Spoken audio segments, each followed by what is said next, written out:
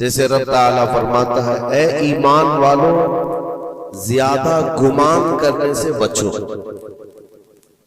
اے ایمان والو زیادہ گمان کرنے سے بچو۔ گمان کرنا کچھ بھی سوچنا کسی کے بھی متعلق، اس کی لیمٹس ہیں، اور خاص طور پر مومنین کے لیے کس طرح سے سوچے۔ ایسا نہیں ہے کہ تم اپنی عقل کے پردوں کو یا اپنے دماغ کے گھوڑے کو دوڑاتے رہو، جو چاہے من میں آئے جس کے بارے میں سب سوچتے رہو۔ قرآن نے تو اس پر پابندی لگائی، اے ایمان والو زیادہ گمان کرنے سے بچو، وَلَا تَجَسَّسُوا، اور کسی کی ٹوہ میں مت لگے رہو۔ تجسس کس کو کہتے ہیں؟ جاسوسی کرنا، کون کہاں جا رہا ہے، کہاں سے آ رہا ہے، اس کے گھر میں کتنے لوگ ہیں، کس وقت ان کے گھر میں کیا کیا ہوتا ہے، تمہیں اس کے بارے میں اللہ نے حکم نہیں دیا، لیکن بھائیوں کی ٹوہ میں لگے رہنا بہت بڑا گناہ ہے، گناہ کبیرہ میں ہے۔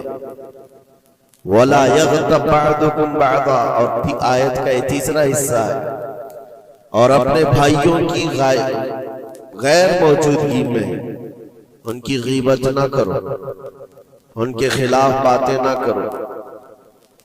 اور رب تعالیٰ فرماتا کیا تم میں سے کوئی یہ پسند کرتا ہے کہ اپنے مرے ہوئے بھائی کا گوشت کھائے؟ جو غیبت کرتا ہے گویا کہ وہ اپنے مرے ہوئے بھائی کا کچا گوشت کھاتا ہے۔ اور غیبت کے متعلق بہت سارے لوگوں کو ایسا لگتا ہے ارے میں تو پیٹھ پیچھے کیا سامنے منہ پہ بھی یہی بول سکتا ہوں۔ یہ باتیں جو کہتے ہیں، غیبت کا مطلب یہ نہیں ہے کہ صرف پیٹھ کے پیچھے بولنا، منہ کے سامنے بھی ایسی چیز بولنا جو اس کو بری لگے، وہ غیبت ہے، وہ بھی حرام ہے۔ یہ تین چیزیں اس آیت کے اندر ہیں، ایک بدگمانی کرنا، دوسرے جاسوسی کرنا، اور تیسرے غیبت کرنا۔ اس کے اوپر اگر میں گفتگو کروں بہت طویل ہو جائے گا، لیکن یہ پورے معاشرے کے لیے زہر ہلاہل ہے، زہر قاتل ہے۔ یہاں سے سوسائٹیاں ٹوٹ جاتی ہیں، رشتے ختم ہونے لگتے ہیں۔ بدگمانی کرنا، شک کرنا، یہ ایک اسی کی قسم ہے۔ ظن اس کو عربی میں کہا گیا ہے گمان، یعنی کسی کے متعلق گمان کرنا۔ دیکھیں دنیا میں جو چیز دکھ رہی ہے ضروری نہیں ہے کہ وہ ویسی ہی ہو۔ ہر چمکنے والی چیز ہیرا نہیں ہوتی، اور ہر کالی دکھنے والی چیز کوئلہ بھی نہیں ہوتی۔ دونوں میں بڑا فرق ہے۔ حقیقت کچھ اور ہو سکتی ہے، لیکن بغیر کسی تحقیق کے یا بغیر تمہیں یقین کے گمان کر لینا، یہ تمہیں بہت بڑے گناہ میں لے جائے، بہت بڑے گناہ میں۔ اب گمان کی قسمیں بھی میں آپ کو بتاؤں گا، اس سے قبل میں آپ کو بتاؤں سیدنا جنید بغدادی رضی اللہ تعالیٰ عنہ، جو سید الطائفہ ولیوں کے سردار ہیں، اپنے زمانے کے قطب، گھر میں بیٹھے ہوئے تھے، بڑے آپ گھر سے بھی مالدار تھے، بہت سارے لوگ اپنی ضرورت لے کر کے آتے تھے۔ دوپہر کا وقت تھا، ایک مانگنے والا آپ کے دروازے پر آیا، آپ کو جو دینا تھا وہ دے دیتے، لیکن آپ نے اس کو خیرات دینے کے وقت دل میں یہ سوچا کہ ہٹا کٹا آدمی ہے، کما کر کھا سکتا ہے، اس کو یہ بری لت کہاں سے پڑ گئی، یہ کیسا آدمی ہے۔ بہرحال اس کو جو خیرات دینی تھی دے دیا، وہ بندہ چلا گیا، خیرات لے کر چلا گیا۔ اب واپس آپ اپنے گھر آئے، اور جیسی آپ آئے نیند لگ گئی، آپ سو گئے۔ آپ کے سونے کے بعد آپ نے خواب دیکھا کہ میدان محشر قائم ہو چکا ہے، حساب کتاب ہو رہا ہے، لوگوں میں نفسا نفسی کا حال ہے، فرشتے کچھ کو پکڑ کر لے جا رہے ہیں، کچھ کا حساب کر رہے ہیں۔ اور جب حضرت جنید بغدادی کا نمبر آیا تو دو فرشتے بہت بڑی تھال لے کر کے آئے، جس میں کچا گوشت تھا اور خون ٹپک رہا تھا۔ جنید بغدادی سے کہا گیا کہ یہ لو، اس کو کھاؤ۔ تو حضرت جنید بغدادی نے کہا کہ کیا مجھے نہیں جانتے؟ میں جنید ہوں۔ میں نے ایسا کون سا گناہ کیا کہ مجھے اس کی سزا یہ دی جا رہی ہے؟ فرشتوں نے کہا اے جنید، کیا اپنے مومن بھائی کے بارے میں آج دن میں آپ نے برا گمان نہیں کیا؟ جو آپ کے دروازے پر آیا اس کے متعلق آپ نے بدگمانی نہیں کی؟ تو حضرت جنید بغدادی رضی اللہ تعالیٰ عنہ بچھک کر کے اٹھ گئے، خوف کے مارے نیند کھل گئی، اور اس کے بعد بے قراری اتنی آئی کہ ہاں میں نے تو گمان اس کے متعلق غلط کیا تھا۔ تھوڑا سا ایسا بھی نہیں ہے کہ وہ چور ہے، ڈکیت ہے، ڈاکو ہے، یہ بھی نہیں، صرف اتنا سوچا تھا کہ ہٹا کٹا آدمی ہے، مانگتا کیوں ہے۔ حضرت جنید بغدادی اپنے گھر سے نکلے اس فقیر کو ڈھونڈنے کے لیے کہ جو میرے گھر آیا تھا، اور اس کے بعد ڈھونڈتے ہوئے اس کے پاس پہنچ گئے، جا کر کے اس سے معافی طلب کی، کہا کہ آج تو جو گھر پر آیا تھا میں نے تیرے متعلق یہ گمان کیا تھا کہ تو ہٹا کٹا آدمی ہے اور مانگ کر کھا رہا ہے۔ تو اس کے بعد اس شخص نے جو جواب دیا وہ حیرت میں تھا۔ میرے عزیزوں، نہ وہ فقیر تھا، نہ ہی وہ کوئی کمزور اور مجبور تھا، بلکہ اللہ کے ایک ولی تھے جو ان کے امتحان کے لیے آئے ہوئے تھے۔ حضرت جنید بغدادی رضی اللہ تعالیٰ عنہ کو اس سے زیادہ مال انہوں نے لوٹایا اور کہا اے جنید، تیرے مقامات کو اگر کوئی چیز ختم کرتی ہے تو مومنین کے متعلق بدگمانی کرتا، اگر تو آج یہاں نہ آتا تو تیرے مقامات روک دیے جاتے، آگے تم نہ معرفت و طریقت کے راستے پر بڑھ سکتے، کیونکہ یہ مرض ہے، یہ بیماری ہے۔ اس بیماری نے تو ہمارے معاشرے کو خراب کیا ہوا ہے۔ بدگمانی سے بچو، یہاں تک کہ لوگوں نے بہت جلدی اپنے دماغ پر یقین کر کے فیصلے بھی لے لیے ہیں۔ آپ مثال کے طور پر کسی گھر سے کوئی نکل رہا ہے اور آپ نے فوراً یہ گمان کر لیا کہ یہ اس گھر میں بدکاری کرنے کے لیے گیا تھا۔ آپ کی نیگیٹیوٹی جو ذہن میں تھی آپ نے گمان کیا اور اس پر یقین کی مہر بھی لگا دی، نہ اس سے آپ نے جا کر پوچھا کہ کون ہے، کیوں آیا تھا۔ اسی طرح کی ایک اور بات میں آپ کو بتاتا ہوں۔ حضرت شفیق بلخی بڑے بزرگ دریائے دجلہ کے کنارے آئے، دیکھا کہ ایک مرد، ایک نوجوان ہے، عورت کو گود میں سلایا ہوا ہے دریا کے کنارے، اور شراب کی بوتل ہاتھ میں لیے بیٹھا ہے۔ اس طرح کا ماحول تو بغداد کا نہیں تھا، پردے کا ماحول تھا، اسلامی ماحول تھا، لیکن کھلے عام کوئی دریائے دجلہ کے کنارے اس طرح بیٹھے اور وہ بھی اولیاء کی نظر پڑے تو ان کے لیے تو بہت حیرت کی بات تھی۔ حضرت شفیق بلخی نے دیکھا، کہا ہائے افسوس، زمانہ کہاں آ گیا، لوگ کھلے عام عورتوں کو لے کر باہر سونے میں باہر مزے کرنے لگ گئے، اور کھلے عام اب شراب بھی پی جانے لگی، شراب بھی پی جا رہی ہے، خود بھی پی رہا ہے، اس عورت کو گود میں تھوڑا تھوڑا سا پلا بھی رہا ہے۔ حضرت شفیق بلخی نے کہا کہ بہت سخت حالات ہو گئے بغداد میں، اتنی عیاشیاں میں پہلی مرتبہ دیکھ رہا ہوں۔ اسی اسنا میں ایک کشتی دریائے دجلہ میں ہچکولے کھاتی ہوئی آ رہی تھی، اور اس کشتی کا بیلنس بگڑا ہوا تھا، وہ آگے بڑھ نہیں پا رہی تھی۔ ادھر ادھر کرتے کرتے اچانک وہ کشتی پلٹ گئی، اس میں 10 لوگ سوار تھے، سب کے سب دریا میں ڈوب گئے۔ یہ جو نوجوان کنارے پر بیٹھا تھا، اس عورت کو جو گود میں لیے بیٹھا تھا، عورت کو اٹھایا اور اس کو سائیڈ کیا، بھاگتا ہوا گیا دریا کے پاس، یوں ہاتھ ڈالتا تھا، ایک آدمی کو نکالتا تھا اور باہر کرتا تھا، نہ اس کے پاؤں پانی میں ڈوبتے تھے، یوں سمجھ لیں کہ جیسے دریا میں کوئی کھڑا ہے اور اپنے ہاتھ ڈال ڈال کر کے نکال رہا ہے۔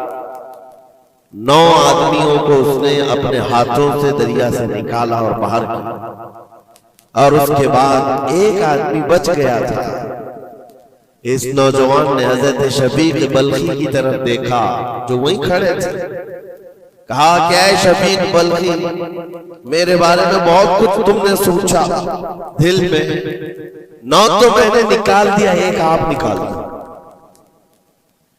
ये जो जान बचाया है मैंने, और रब तबारक व तआला ने फरमाया जिसने किसी एक की जान बचाई उसने पूरी कायनात की जान बचाई, पूरी दुनिया की जान बचाई। मैंने तो 9 को बचाया, आप एक बचाओ। आपने फरमाया इस सिलसिले में बाद में बात करेंगे, पहले उस आदमी को बचा लो, उस आदमी को बचा लो, मैं तुमसे इल्तिजा करता हूं। उसने 10वें को भी बचाया। उसके बाद हजरत शफीक बल्खी के दिल में एहसास हुआ कि मैंने गलत जगह गुमान किया। ये कोई आम आदमी नहीं है, आम इंसान नहीं है, इसके मुतालिक मैंने क्या क्या दिल में सोच लिया, क्या क्या गुमान कर लिया। तो आपकी आंखों में आंसू आ गए और कहा कि मुझसे बड़ी खता हो गई, मुझे माफ करें। लेकिन आपको अल्लाह ने ये ताकत दी है कि आप दरिया पर खड़े होकर इंसानों को बचा तो रहे हैं, लेकिन ये क्या है जो किनारे पर बैठ करके खुलेआम हो रहा है? किनारे दरिया के बैठकर ये खुलेआम क्या हो रहा है? उस नौजवान ने कहा, शफीक बल्खी, ये भी मैं बताता हूं, वो गोद में पड़ी हुई औरत कोई आम औरत नहीं, मेरी माजूर माँ है, बीमार है, और उसको दरिया के किनारे लाने का हकीमों ने हुक्म दिया। और मेरे हाथ में जो बोतल है ये दवा की बोतल है, उसको हर आधे घंटे पर पिलाया जाता है।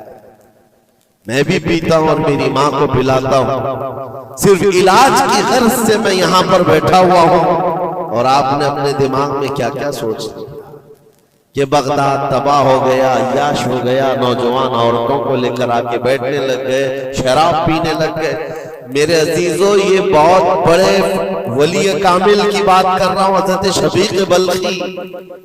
लेकिन उनको खता का एहसास होता तो वो रोते, गिड़गिड़ाते और तौबा भी करते। हमारे तो हालात ऐसे हैं कि हमने तो बिल्डिंगें बना ली अपने गुमान पर, इमारतें बना ली, फलां के मुतालिक ऐसे ऐसे मामलात हैं, और उसी पर हम इमारतें बनाना शुरू कर देते हैं, जबकि हमारे पास यकीन के लिए एक दलील भी नहीं होती। मेरे अजीजों, बदगुमानी से बचने के लिए कुरान कहता, या अय्युहल्लज़ीना आमनू इज्तनिबू कसीरम मिनज़्ज़न्न, ऐ ईमान वालों, ज्यादा गुमान करने से बचो, हराम है और कबीरा गुनाह है। यहां तक के फरमाया गया कि बदगुमानी करोगे मोमिनीन के मुतालिक, कल क़यामत के दिन फैसला होगा, और अगर तुम्हारा गुमान गलत निकला तो सारी नेकियां तुम्हारी उठाकर उस बंदे को दी जाएगी जिसके मुतालिक बदगुमानी किया था। और तुम नेकियों से अगर खाली थे तो ये मत समझना कि आप कुछ नहीं लिया जाएगा, बल्कि जिसके मुतालिक बदगुमानी किए थे उसके गुनाह उठाकर तुम्हारे ऊपर डाल दिया जाएगा। उसके हुकूक की पामाली है, ये हुकूकुल इबाद। इसलिए ये गुनाह ऐसा है, बल्कि एक मर्ज है जो लोगों के एतमाद को खत्म करता है, रिश्ते बिगड़ जाते हैं। मुझे याद है एक बात बहुत पहले की, हमारे ज़माने तालिबे, मैंने तकरीबन 8-10 साल देखा, 2 गहरे दोस्त थे, बहुत गहरे दोस्त, एक साथ खाते थे, एक साथ जाते थे, मशहूर थी दोस्ती। और इत्तेफाक ऐसा हुआ कि एक महफिल में बैठे हुए थे, एक दोस्त जो है वो मुझसे बात कर रहा था, और उसका जो दूसरा दोस्त है वो दूर बैठा हुआ है। अब इस दोस्त ने मुझे कान में कुछ बात की, मैंने देखकर हंसा, वो भी मुझे देखकर हंसा, बात कुछ और ही थी। सामने वाले को ऐसा लगा कि हम उसके मुतालिक प्लानिंग कर रहे हैं,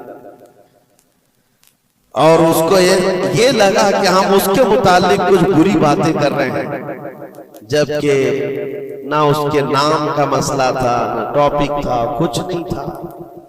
بس اس بندے نے اس بدگمانی کی وجہ سے 10 سال تک بات چیت چھوڑ دی. کئی مرتبہ ہم نے بتایا بھی کہ تمہارا میٹر نہیں تھا، تمہارا مسئلہ نہیں تھا، سامنے والے کو یقین نہیں آتا، صرف اور صرف گمان کی بنیاد پر کہ وہ مجھے دیکھ کر ہنس رہا تھا تو میرے ہی متعلق بات تھی. یہ اپنے عقل کے فطور پر یقین کر کے عمارتیں بنا لینا تمہیں بہت بڑی گمراہی میں لے جاتا ہے. کئی مرتبہ ایسا ہوتا ہے کہ دھوکہ کھا جاؤ گے. اسی سورہ حجرات کی ایک اور آیت میں بتاؤں آپ کو، اللہ کریم فرماتا یا ایھا الذین آمنوا ان جاءکم فاسق بنبأ فتبینوا ان تصیبوا قوما بجہالۃ فتصبحوا علی ما فعلتم نادمین.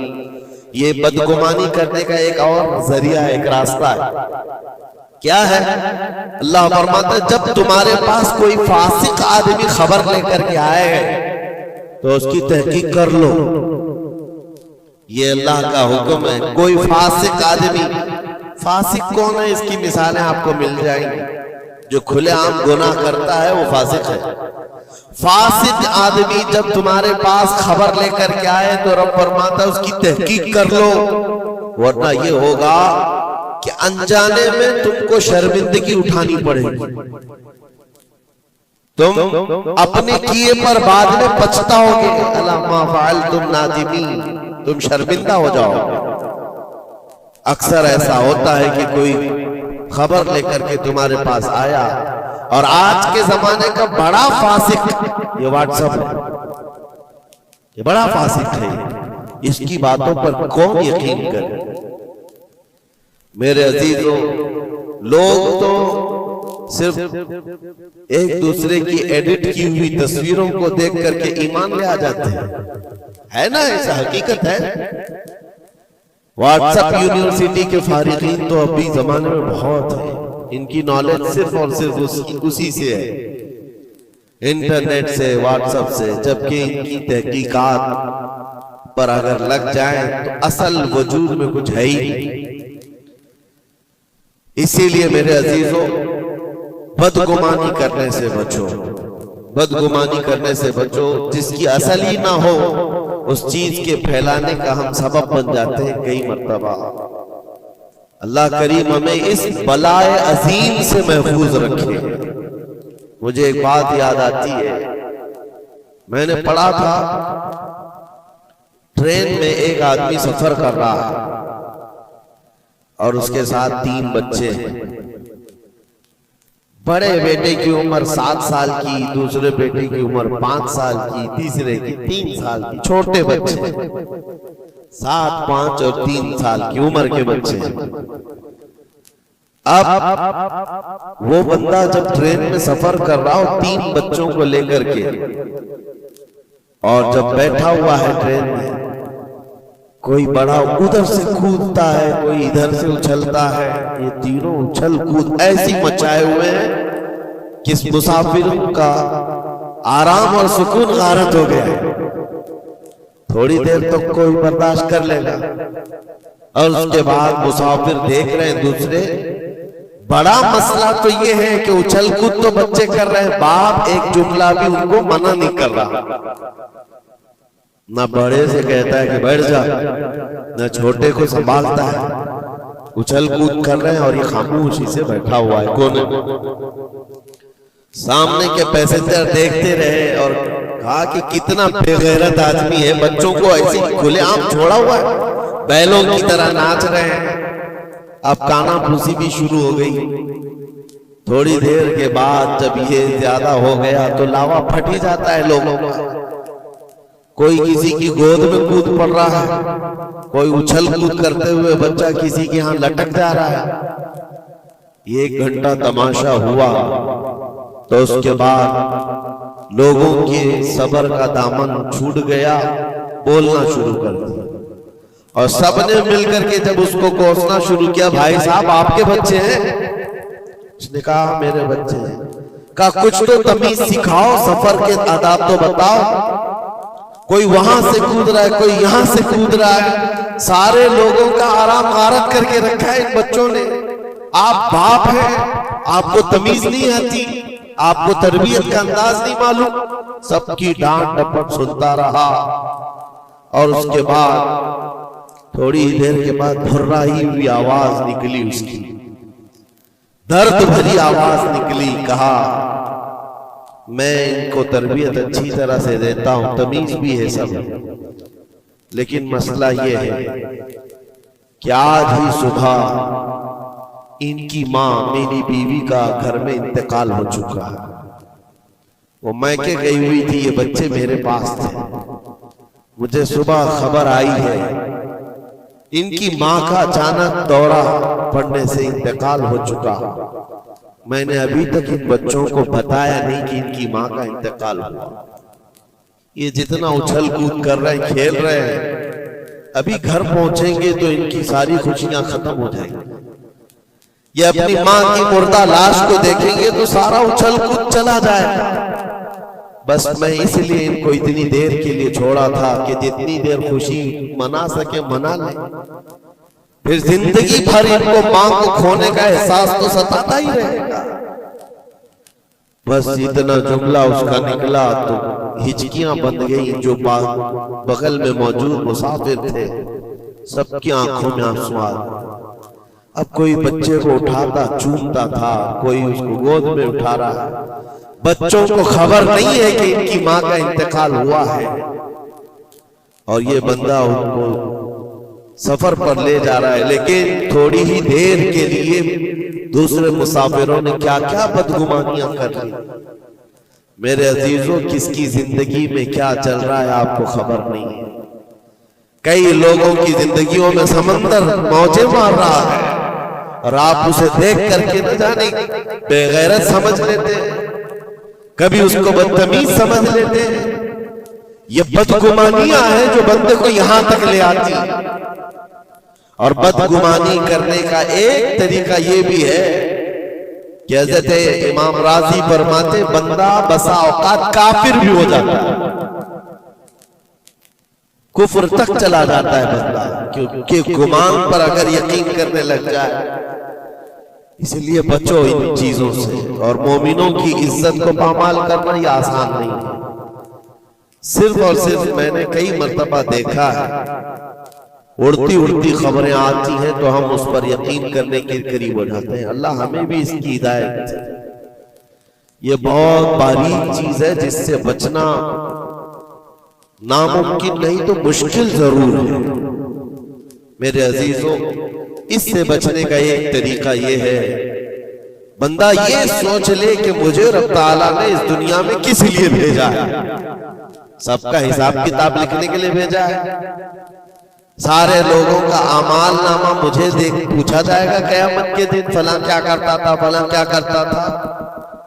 جب مجھے رب تعالیٰ نے اس کا مکلف ہی نہیں بنایا تو خامخواہ دوسروں کی زندگیوں میں کیوں دخل اندازی کروں، کیوں لوگوں کے متعلق گمان پال کر کے بیٹھوں۔ آپ کو اس روئے زمین پر جو بھیجا گیا وہ اللہ نے اپنی عبادت کے لیے بھیجا ہے، اپنی رضا کے لیے۔ ہم اس کی رضا تو حاصل نہ کر سکے، اس کی عبادت میں کامل ہو نہیں سکے، اور دوسروں کے عیوب پر ہم لوگوں نے اپنی پوری انرجی خرچ کرنا شروع کر دیا۔ عزیزان گرامی اوقات، یہ پرفتن دور ایسا ہے۔ اب میں جو قسمیں بتا رہا تھا زن کی، دیکھیں بسا اوقات بندے سے بندے کا گمان اپنی جگہ پر، آپ میرے بارے میں کیا سوچتے ہیں مجھے معلوم نہیں، میں آپ کے بارے میں کیا سوچتا ہوں وہ آپ کو بھی نہیں معلوم۔ یہ تو بندوں کا گمان ہے، لیکن بندہ رب سے جو گمان رکھتا ہے یہ بھی بہت بڑا مسئلہ ہے، بہت بڑا مسئلہ ہے۔ اس کو آسان مت سمجھے۔ یہ دماغ کے گھوڑے جب دوڑتے ہیں اس پر کنٹرول بھی تو نہیں ہوتا ہے، کہاں تک جائے کہ گمان۔ مسلم شریف کی حدیث ہے، میرے آقا صلی اللہ تعالی علیہ وسلم فرماتے ہیں شیطان تمہارے پاس آتا ہے گمان کے راستے سے، تم سوچنے لگتے ہو آسمان کو کس نے بنایا، یہ سوچ ہی تو ہے، تمہارا دل جواب دیتا ہے اللہ نے بنایا۔ زمین کو کس نے بنایا، اللہ نے بنایا۔ چیزیں سوچتے جاتے ہو اس سے پہلے کیا تھا، اس سے پہلے کیا تھا، اس سے پہلے کیا تھا، اور یہ جب دماغ کے گھوڑے دوڑنے لگے، تم نے اس کو نکیل نہیں تھامی تو یہ لے کر کے جاتا ہے دماغ، اخیر میں یہ گمان ڈالتا ہے پھر اللہ سے پہلے کیا تھا، یا پھر اللہ کو کس نے بنایا، یہاں آ کر کے تمہارے ایمان پر ڈاکہ پڑ جاتا ہے اور تم شش و پنج میں رہ جاتے ہو۔ خود سے اگر کچھ سوچ کر فیصلہ کر لیا کہ اللہ کے پہلے ایسا تھا یا اللہ ایسا تھا، نعوذ باللہ، تو کفر ہو گیا۔ ایک گمان کے راستوں کو آزاد چھوڑنے کا حکم نہیں دیا گیا ہے، اسی لیے میاں ہم اور آپ تو چھوڑیں، اولیاء کی بات بھی چھوڑیں، امت کے جو سب سے اعلیٰ قسم کے لوگ تھے وہ صحابہ تھے، سب سے اعلیٰ، قیامت تک پیدا ہونے والوں میں جو سب سے اچھے تھے اللہ نے ان کو صحابی رسول بنا۔ صحابہ کرام بات کر رہے تھے آپس میں کس مسئلے میں؟ تقدیر کے بارے میں، تقدیر کے متعلق بات کریں۔ تقدیر کے بہت سارے مسئلے، اس میں دماغ کی گرہیں ایسی آزاد ہو جاتی، بندہ سوچنے لگ جاتا ہے۔ تقدیر کیا ہے؟ جو کچھ بھی دنیا میں ہونے والا ہے اللہ تعالیٰ نے اس کو پہلے سے لکھ دیا ہے۔ یہ یقین ہے کہ نہیں آپ کا تقدیر؟ اور تقدیر کا انکار کرنے والا کافر ہے۔ یعنی جو کچھ اچھائی یا برائی زندگی میں ہو رہی ہے اللہ نے اس کو پہلے سے لوح محفوظ میں لکھا، یہ تقدیر ہے۔ اب بندہ یہاں سوچنے لگتا ہے اگر پہلے سے لکھا ہوا تھا تو مجھے تو وہی کرنا ہے جو وہاں لکھا ہوا ہے، اس میں میرا کیا قصور ہے؟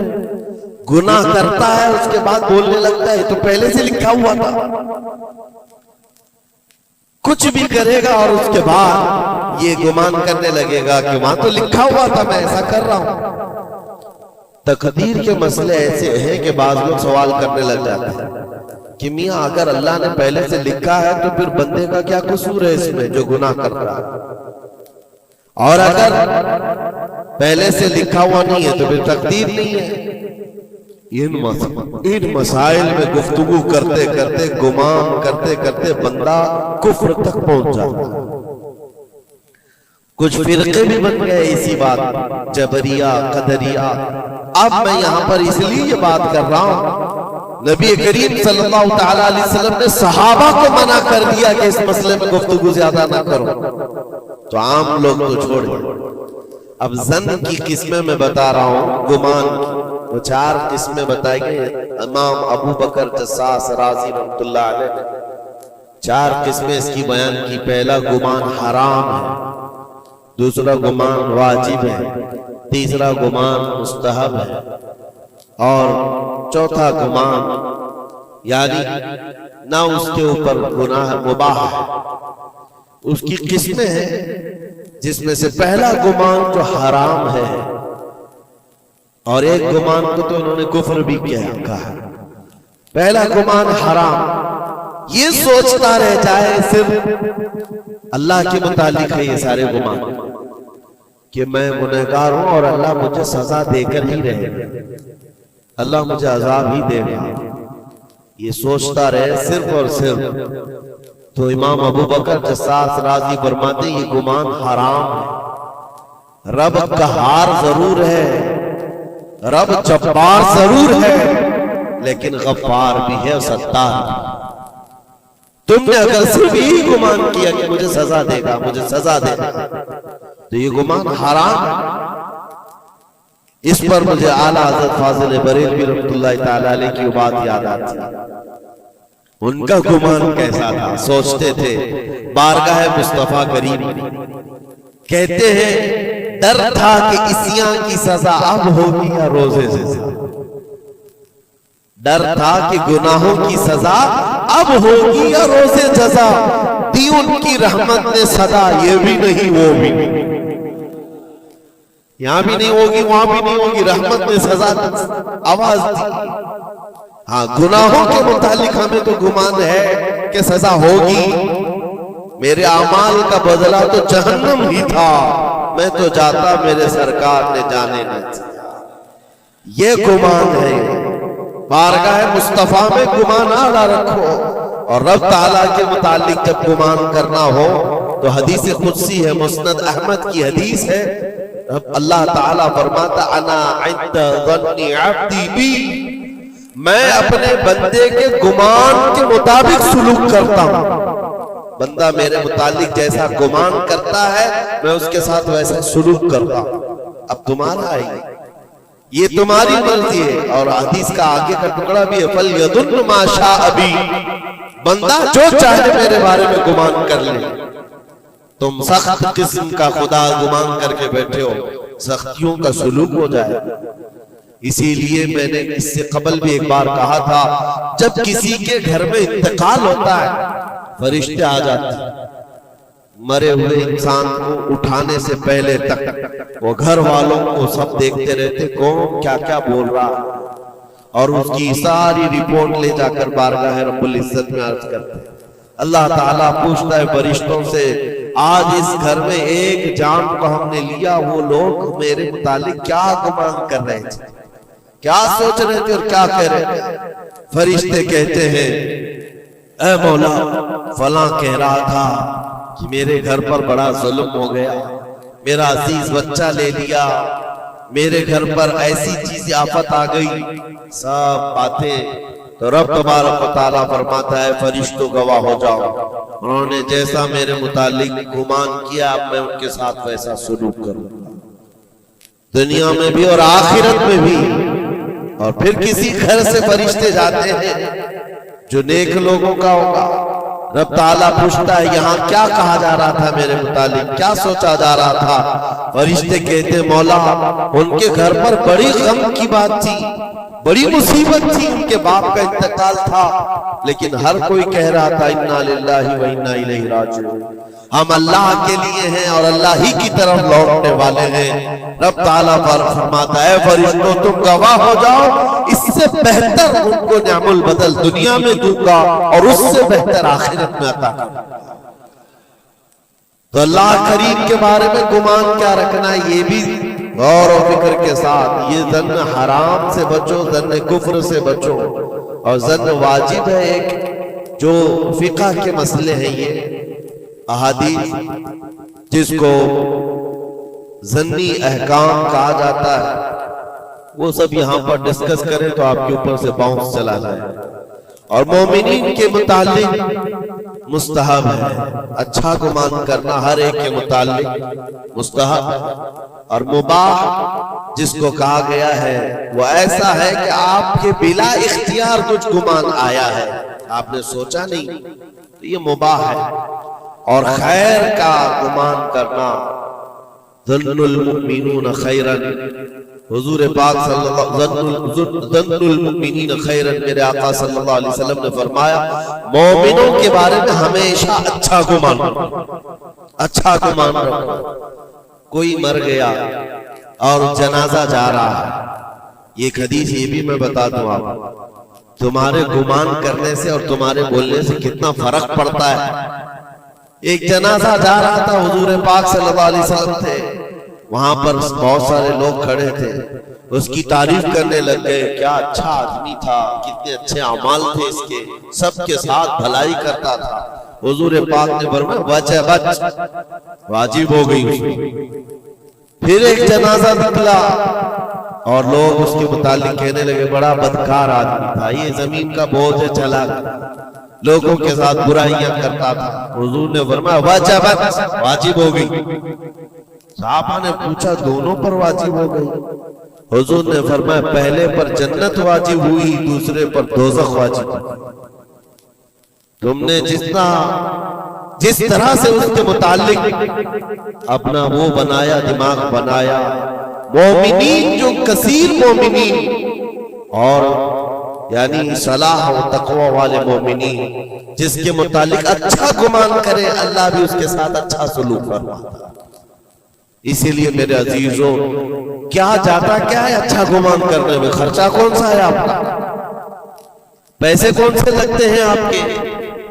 جو قبرستانوں میں سوئے ہوئے ان کے بارے میں اچھا گمان کرو کہ جو کچھ بھی تھے انجانے میں ان سے خطائیں ہوئی ہوں گی، لیکن وہ رب تعالیٰ کی رحمت سے مایوس نہیں تھے، مولا انہیں معاف کرے گا۔ یہ اتنا گمان کرنے میں تمہارا کیا جا رہا ہے؟ آج کے اس پرفتن دور میں ایسے بدمعاش قسم کے اور ایسے فتین لوگ بھی آئے ہوئے ہیں جو تمہیں اولیاء سے بھی بدگمان کر رہے ہیں، صحابہ سے بھی بدگمان کر رہے ہیں۔ آج دیکھتے نہیں سوشل میڈیا پر کوئی حضرت امیر معاویہ پہ بھونک رہا ہے، کوئی خارجی کتا مولا علی پہ بھونک رہا ہے، کوئی سیدہ فاطمہ الزہرا حسنین کریمین کے بارے میں بات کرنے لگ گیا ہے۔ نہ تمہارا زمانہ ہے، نہ تم نے ان کو دیکھا ہے، صرف اڑتی ہوئی خبریں آئی تو تم نے یہاں سے گمان بنا لیا، فلاں باغی تھا، فلاں حد سے زیادہ کرنے والا تھا۔ نعوذ باللہ، یہ صحابہ کے بارے میں باتیں ہو رہی ہیں، اولیاء اکرام کے بارے میں دھڑلے سے بات کی جاتی ہے، وہ ایسے تھے، انہوں نے ایسا کیا، انہوں نے ویسا کیا۔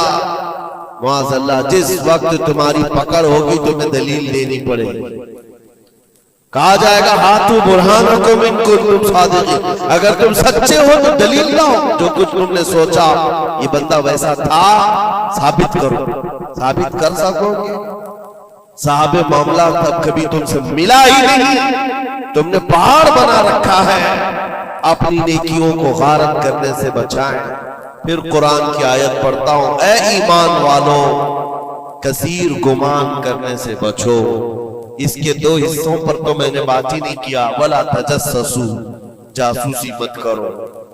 یہ جو ٹپر بنے ہوئے گھومتے ہیں، مومنین کی خبریں پولیس والوں کو دینا، حکومت کے عہدیداروں کو پہنچانا، اس کو تو آج سمجھتے پیشہ ہے۔ یہ 500 کی نوٹ ملتی ہوگی، اس کی مثال ایسی ہے، کسی کتے کو ہڈی ڈالی جا رہی اور وہ ان کے پیچھے تم ہلاتے ہوئے بھاگ رہا، تمہیں پتا بھی ہے کتنا بڑا گناہ ہے، یہ کتنا بڑا گناہ ہے۔